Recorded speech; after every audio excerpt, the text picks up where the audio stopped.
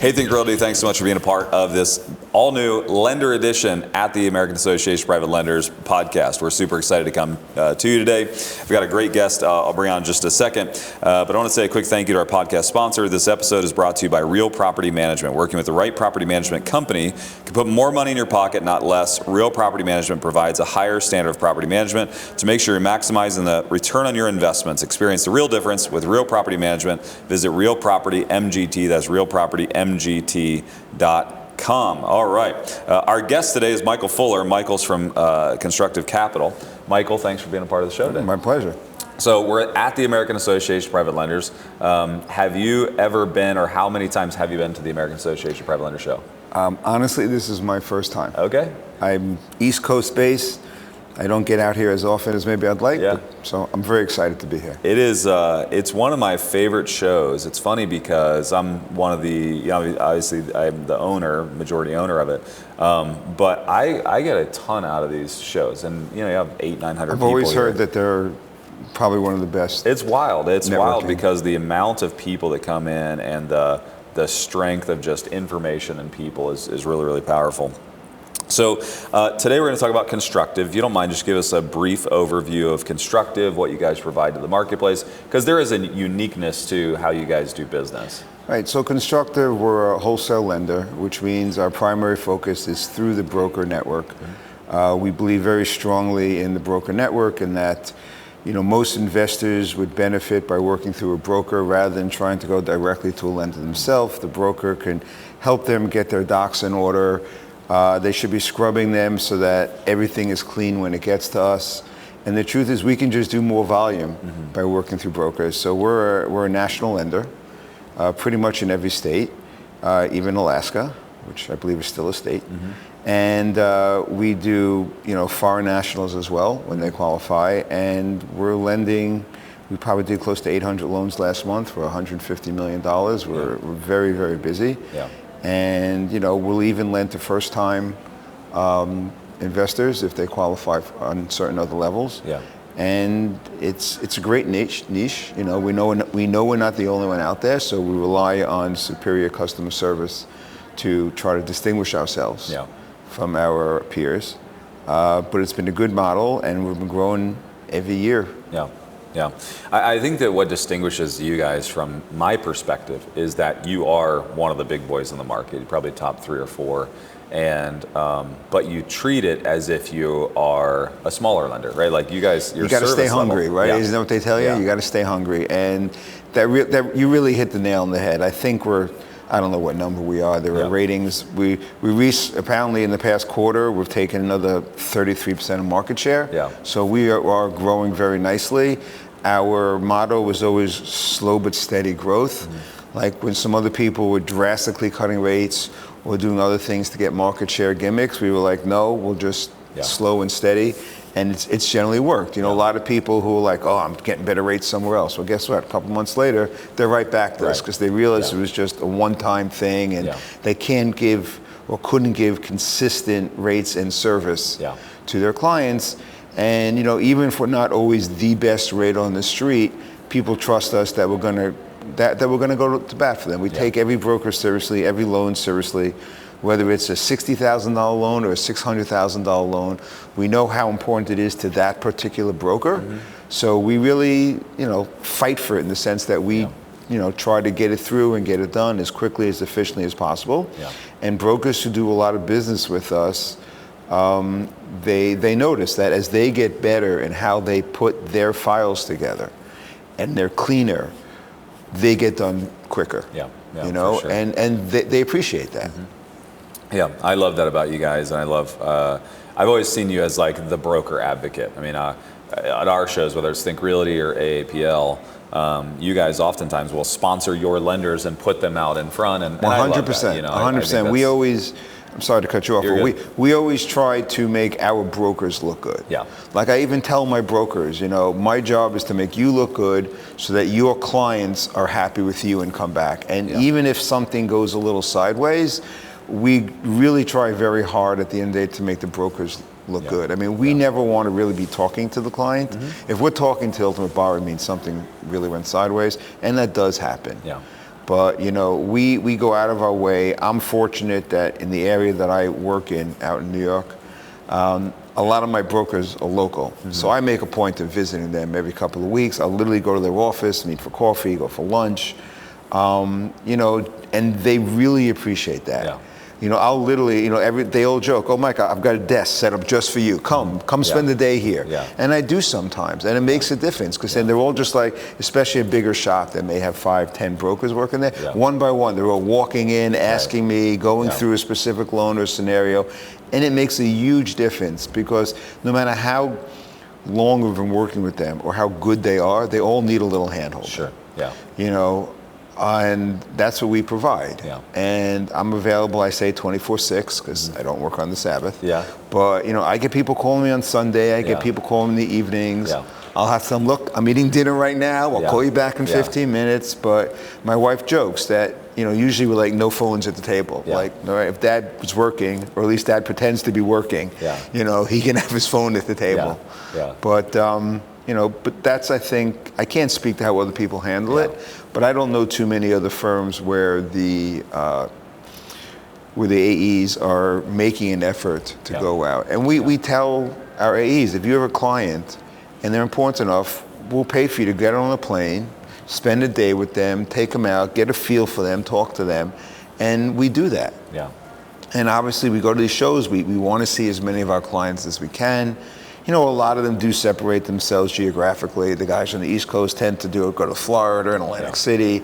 The guys in the middle go to Texas or wherever, but some people will fly all over the place and they just want to be part of the excitement. Yeah. Where are you seeing movement in the marketplace today? I mean, obviously you're dealing a lot in the Northeast, but what are you seeing as far as like the types of loans that are being requested? What movement are you seeing? It really is the same. I mean, our specialty is the 1 to 4 family. We do 5 to 8, and we get a lot of those done, but our specialty is really 1 to 4 family, whether it's DSCR or we do fix and flip and bridge. Yeah. And that's just been consistent. Yeah.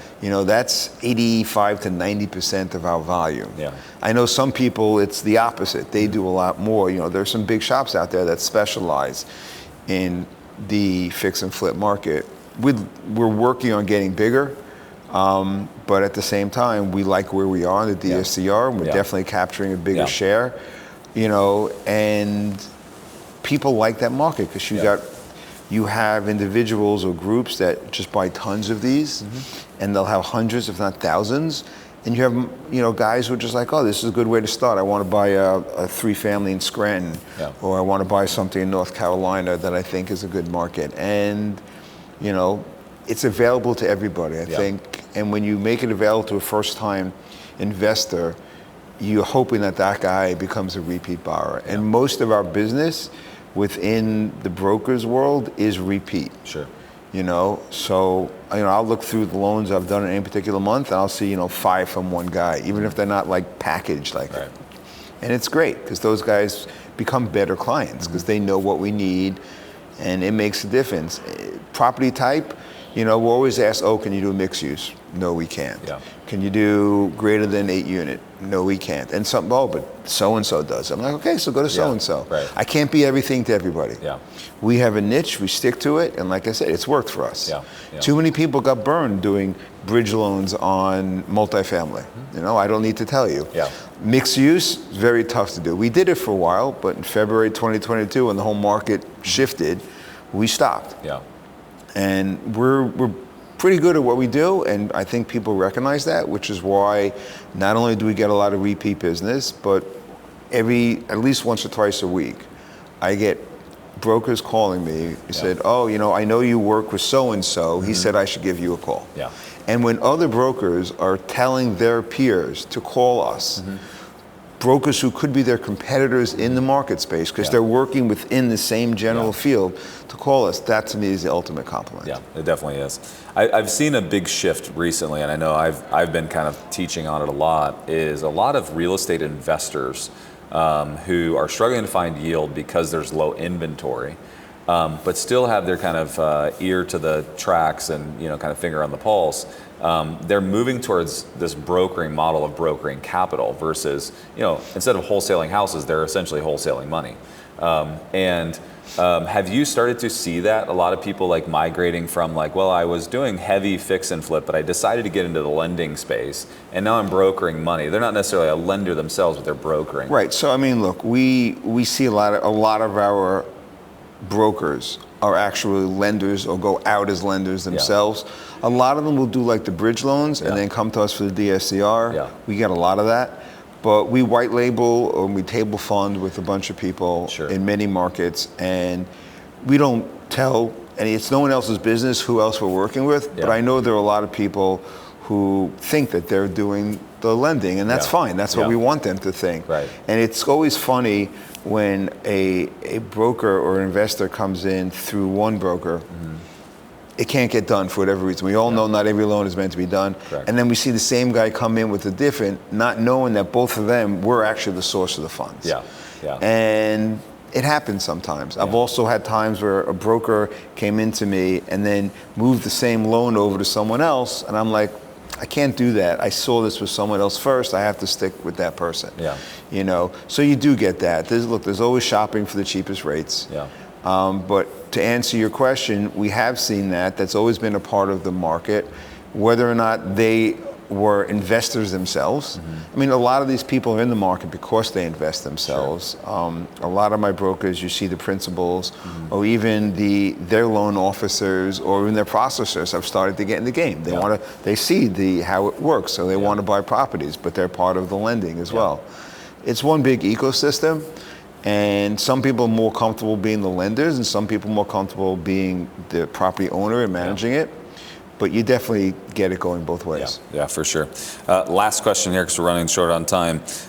It says here in the note that I should ask you about the Power of 3 article. Can you comment on the Power of 3 article? So I've never been featured on the cover of any magazine, surprisingly. And we were approached. I guess there was I wouldn't say transition of power, but we had some management changes. And myself, Kyle Kincannon, and Ben Jackson were raised from being managers to being VPs to run the sales side of things. And it's gone very, very well. Whether it's a little bit of luck, coincidence, and hard work, and now we're having 3 people doing one job instead of one person doing 3 jobs, it's worked out well. And I guess it was noticed, and I don't know what the exact impetus was, but they came to the office in Chicago and they did an article on the 3 of us and how the 3 of us are working very well together. We're like the 3 musketeers. I know you're interviewing, we're supposed to interview Kyle and Ben after this, and Kyle got stuck. But we all have a different kind of approach and personality about it. And we've all kind of fell into our different roles. Kyle likes to get down in the weeds, work very well with the operations team in terms of going through the program and making sure that all our matrices and our rates are all being done correctly. And really he enjoys the minutia.